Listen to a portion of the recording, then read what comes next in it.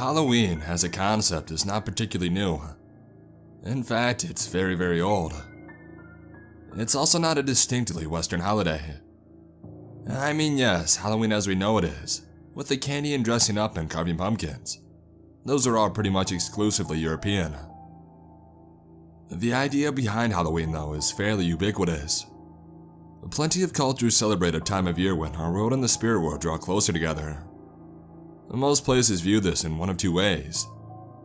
Either it's a time where loved ones and long-lost family members come back to us, like the Day of the Dead, or it's a time when we put up a bunch of protective rituals to keep away the things that go bump in the night. Halloween falls into the second category, which is why we wear masks and make jack-o'-lanterns to keep the malevolent spirits away. I can tell you without hesitation that both interpretations are indeed correct. The story I'm about to tell you took place when I was just a teenager. I was living with my family. It was me, two parents, my older brother and sister, and my grandmother. I had a younger sister too, but she and my grandfather both died in a car accident several years earlier. We moved houses not long after that. Our new house was much bigger. I think even a smaller, cozier house would have let us feel their absence too easily. But in a large home, we could just dismiss their absence as them being in another room, even if we knew they weren't. Anyway, one Halloween, our whole family, minus Grandma, was gathered into the living room, where we had lit a fire and put a movie on for the evening. It was late and the trick-or-treaters were starting to thin out. The movie was in a bit of a lull when there came a shriek from upstairs. Instantly we all knew it was Grandma who had screamed, so we all ran up in panic. As we climbed the stairs, we could hear her sobbing and saying, "It's you. It's really, really you." She kept repeating that in a kind of hoarse cry as we made our way to her room. When we got there, she had fallen down onto the floor with her back against a wall, and she looked paler than any of us had ever seen her. Tears streaked her face and her breath was ragged, but her expression was a mixture of bliss and excitement. Standing across the room, dressed in an old-fashioned suit with his hat in his hands in front of him, stood my grandfather. I'm sure I don't have to tell you how stunned we all were. None of us were particularly superstitious, and even if we were, that's just not the sort of thing you'd ever expect yourself to come across. Knowing what I know now, I would have ordered it out of her house that very minute, but I didn't. My mom was the first one to break down. Seeing her father again brought her tears immediately, but my grandfather simply smiled and reassured her. We all spoke for what felt like hours, hearing the story of how Grandma was in her room, getting ready for bed when she heard a tapping on the window. And when she turned, she saw his face there, peeking in at her. She explained that this wasn't the first time something like this had happened. When you lose somebody you love, you just see them everywhere. But when he didn't leave and motioned for her to open the window, and then climbed inside when she had, Grandma knew that it wasn't the same. That was when she screamed and we all came in. After that, my grandfather regaled us with tales of the other side. How beautiful it is. How all of your wildest dreams can't compare to the reality of it.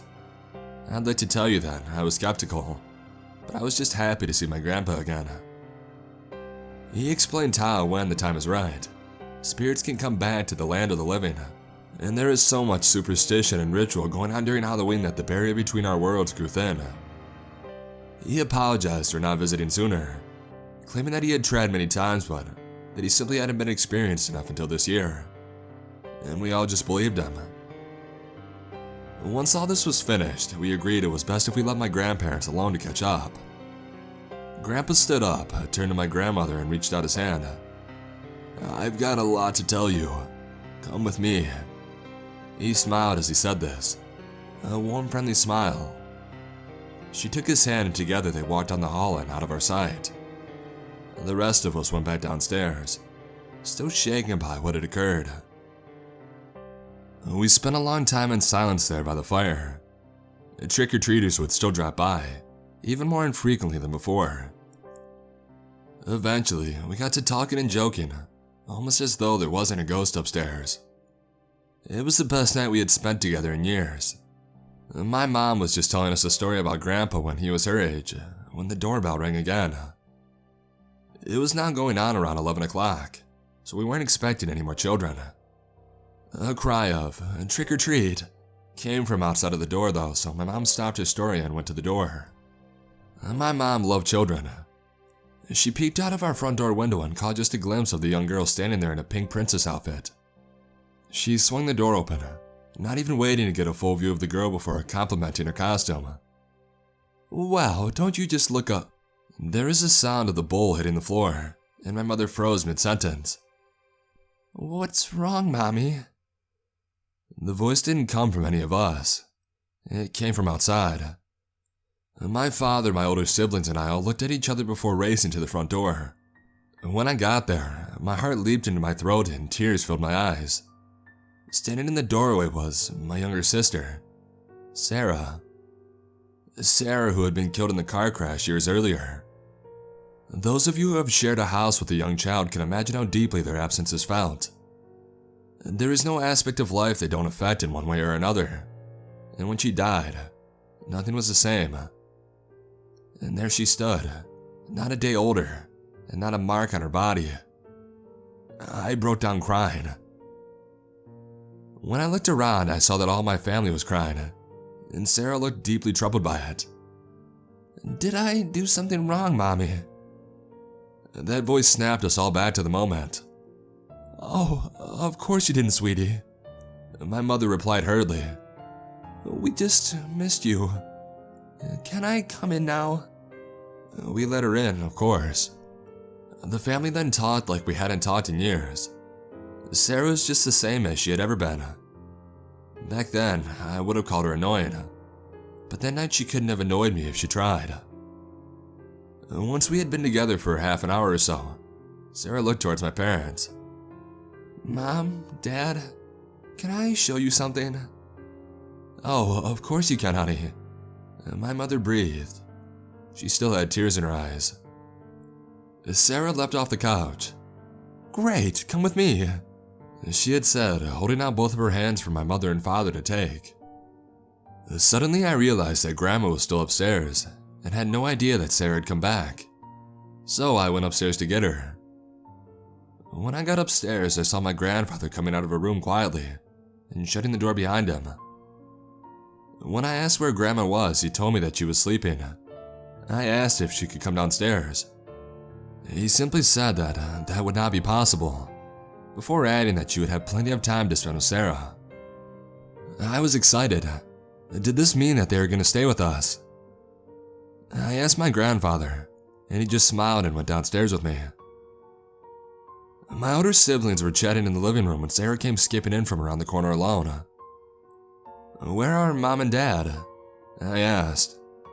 "Wow, we went into the basement and they started kissing and hugging, and they told me to go back upstairs, so I did."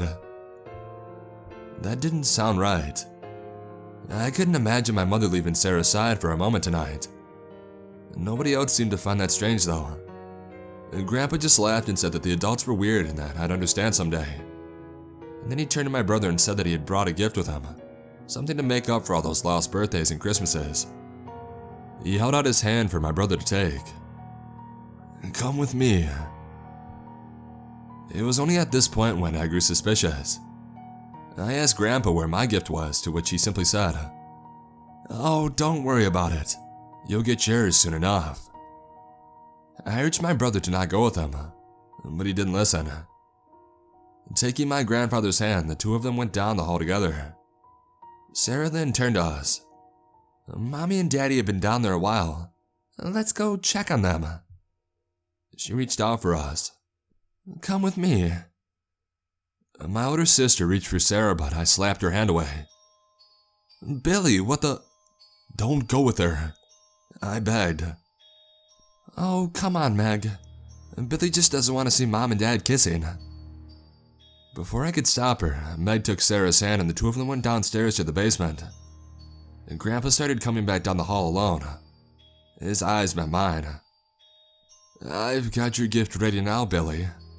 Come with me." I ran past him into my room and I shut the door behind me. I didn't know what to do. I didn't have a cell phone yet and there were no home phones in my room. They hadn't been openly violent yet, but how long was that going to last? All I could do was sit there and wait for them to either break in or leave. Heavy footsteps came down the hall and stopped just outside of my door. My grandfather began calling me, begging me to come out so he could give me my present. A few minutes later, his voice was joined by Sarah's, asking me to come out and play with her. "Why don't you love me anymore, Billy? What did I do wrong?" She sounded like she was on the verge of tears. I can't possibly tell you how hard it was to stand there, listening to my little sister beg me to play with her one last time. But the survival instinct was a strong one, and I kept the door shut. The clock chimed 12 and all fell silent. I looked under the door and my grandfather's shadow was no longer casting a shadow underneath. I placed my ear to the door, listening carefully. I heard nothing. My family was out there, possibly hurt. I had to go check or call for help. Do something at least. I took a deep breath and I steadied myself, and I opened the door. The hallway was empty.